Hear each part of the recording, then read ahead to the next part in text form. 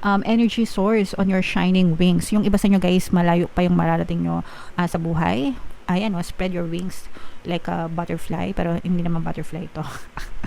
Hummingbird, no? So, parang ibon, mga kapigsi, no? Spread nyo ng malaki yung inyong pakpak, malawak, no? And fly high, soar high, malayo pa yung pwede nyong marating, and marami pa kayong pwedeng matulungan, mga kapigsi.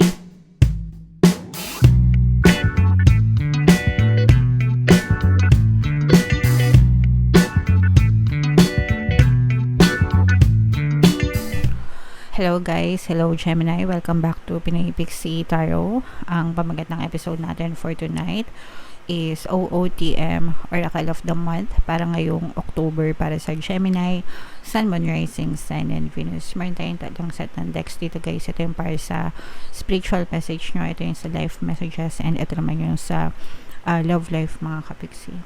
So kung ano na lang yung message na makaresonate guys, take that message.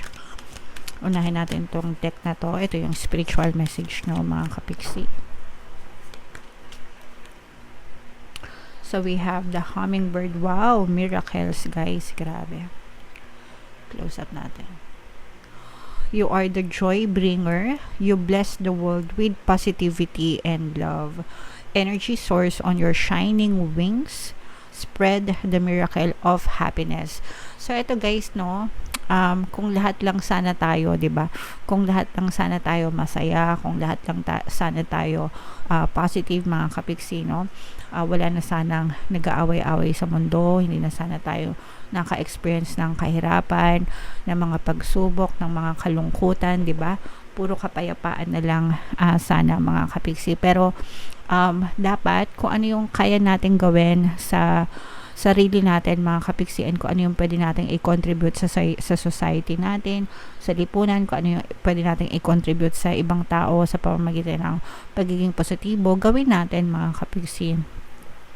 Especially now guys, sa era na digital na, no? Digital era na tayo, mga kapiksi, no? Yung henerasyon ngayon, puro nasa digital na, nasa social media. So, gamitin natin yung social media para mag-spread ng positivity sa bawat isa, mga kapiksi. Yung mga nega, diba may mga feeds kayo, let's say for example, sa Facebook. Yung mga feeds nyo naman kasi, depende naman yan sa usual na binabasa nyo, sa usual na pinapanood nyo. So, kung puro kanegahan yung pinapanood nyo, kung puro kanigahan yung binabasa nyo, mga kapiksi, nadadagdag yun sa kanigahan sa mundo, okay? Pero kung puro positive yung binabasa nyo, puro positive yung sinishare nyo, diba?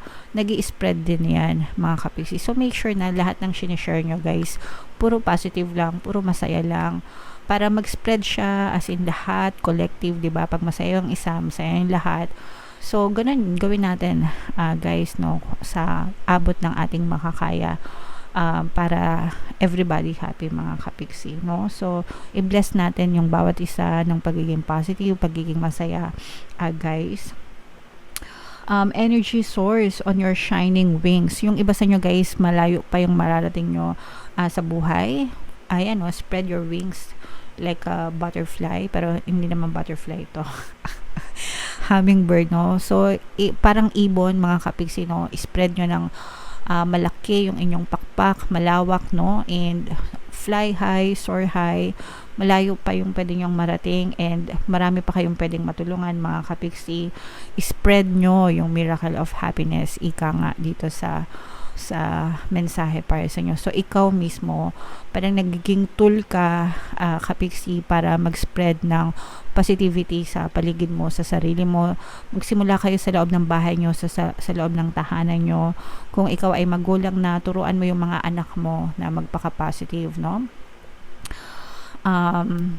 Or yung nanay mo, or yung tatay mo, kung kaya mong turuan, di ba? Turuan mo din, kapiksi, or mga kapatid nyo, ganyan, okay? And unti-unti yan, kapag nagawa natin, di ba? Lahat tayo, pasa-pasa ng positive energy, mga kapiksi. Alright? So, comment down below if naintindihan nyo yan, Gemini.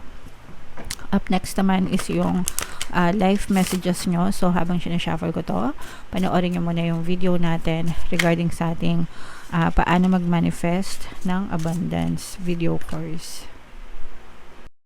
Kapiksi, sawa ka na ba sa mga struggles at hirap sa buhay mo? Masipag ka ba at masikap sa buhay ngunit hindi ka pa rin umaasenso? Ilang beses ka na bang nag-attempt magnegosyo at mag-invest pero palagi ka pa rin nalulugi? Sa pagkakataon na ito ay maaaring may subconscious beliefs ka na nagiging balakid sa iyong pag-unlad at pagyaman. Introducing, paano mag-manifest ng abundance video course. Dito ay matututunan mong ma-overcome ang mga balakid mo para tuluyan ka ng umunlad, umasenso, sumagana, maging matagumpay, successful at maswerte sa iyong kabuhayan, pera, trabaho, negosyo, salapi at kaperahan ng bonggang-bongga. Dali, mag-send na ng email sa pinoypixitaro@gmail.com at simulan na ang iyong pagyaman ngayon. Alright, so sa lahat na gusto mag-avail ng course guys, meron tayong 500 pesos na discount until September 30. So i-avail nyo na yan guys, sobrang ganda. And ito yung life messages nyo. We have the distorted feminine energy. So pag sinabing feminine guys, lahat tayo meron tayong masculine side and feminine side, no? Yung masculine side natin, yun yung pagiging matapang natin, courageous, malakas, strong, yan. So, yun yung, kung paano ma-describe yung isang lalaki, yun yung masculine energy natin. Yung feminine energy naman natin, yung pagiging soft, compassionate, maunawain, mapagmahal, maintindihin, di ba? Maaruga, maalaga. Yun naman yung feminine side natin. So, for some of you guys, nagkakaroon kayo ng distorted feminine side. Ibig sabihin, ng distorted, distracted, ganyan. So, may gumagambala sa inyong feminine side, mga kapiksi. So, imbis na maunawain, mapagmahal, maintindihin kayo, baka yung iba sa inyo, irritable, mainitin yung ulo, maiksi yung pasensya. So, baka ganun yung nararanasan nyo, okay? So, yung opposite ng feminine energy nyo. So, guys, make sure na kapag ganyan, ibig sabihin, nasa negative energy yung focus ng inyong attention, no? So mag-meditate kayo, kumalma syempre. Kaya kayo pinagme-meditate para kumalma kayo, huminga kayo ng malalim, breathing technique mga kapiksi, para mag-subside yung momentum of thoughts. Libangin nyo yung sarili nyo, okay, hanggang sa maging ma-okay na ulit yung pakiramdam nyo, mga kapiksi. Minsan na-experience natin yan kasi masyado tayong heightened yung energy natin. Masyadong nakafocus sa nega, guys. Okay? And then, ito naman, boundaries, mga kapiksi. So, for some of you guys, pinaalalahanan kayo, okay? Na matutong mag-set ng boundaries, limitasyon. So, syempre guys, sa buhay, ina-encourage natin na tumulong. Walang masama doon, ano? Actually, ina-encourage nga natin na tumulong kayo sa kapwa nyo, sa pamilya nyo, sa mga kaibigan nyo, hanggang sa paraan na makakaya nyo. Pero, kailangan magkaroon din kayo ng limitasyon kasi merong mga taong mapang-abuso, guys. So, doon kayo magbibigay ng limitation. Yung mga tao naman na feeling nyo walang-wala talaga, okay lang yan, di ba? Pero pag tingin nyo, paulit-ulit na, o kaya nakahalata na kayo yung kilos ng kilos pero sila tatamad-tamad, di ba? Baka kasi niloloko na kayo, baka inaabuso na kayo, baka iniisahan na kayo, mga kapiksi. Sa'yo naman wala nang natira, sa kanila na lahat napunta. So, paano pa yung ibang taong umaasa sa'yo kung binigay mo na doon sa ibang tao na hindi naman deserve? Okay? So, yun yung kailangan natin pag-set ng boundaries, mga kapiksi. Yung mga taong mapang-abuso, yung mga taong feeling entitled, yan, maraming ganyan.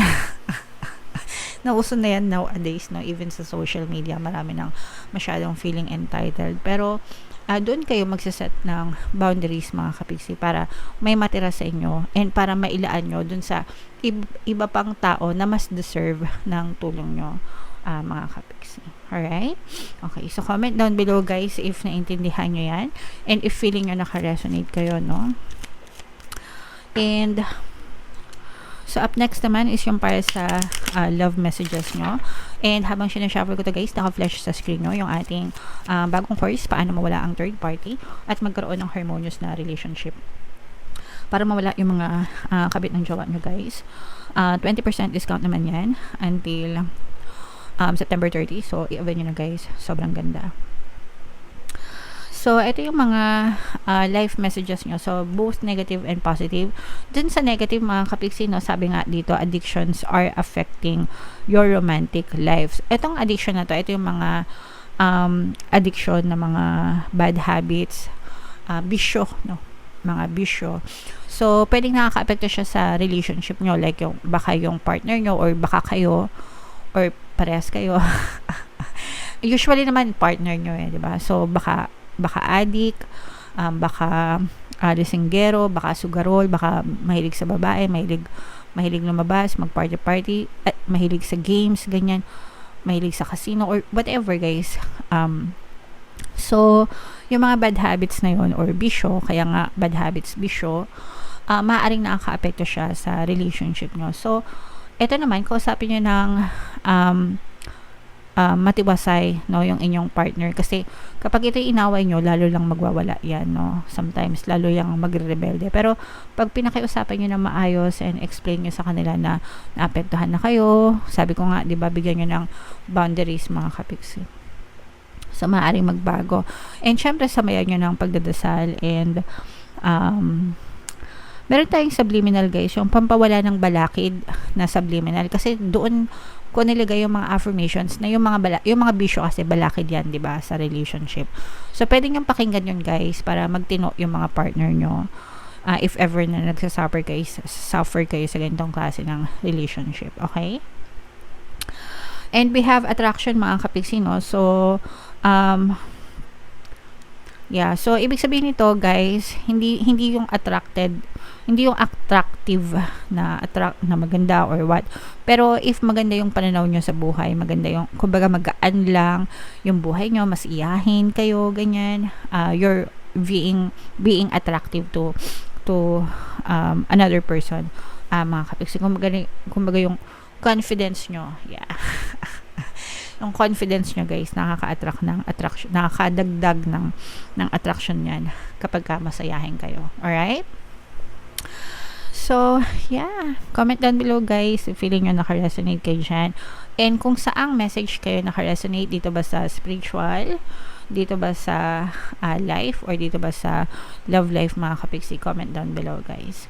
And ito yung ating mga 2025 kapalaran. Panoorin nyo na, guys. And ito naman yung ating success stories ng paano mag-manifest ng abundance video course. Click here to subscribe, guys. Ito yung ating mga pampaswerte subliminals. Thank you for liking, sharing, and subscribing. See you again next time. I love you all, guys. Have a nice day. Bye-bye.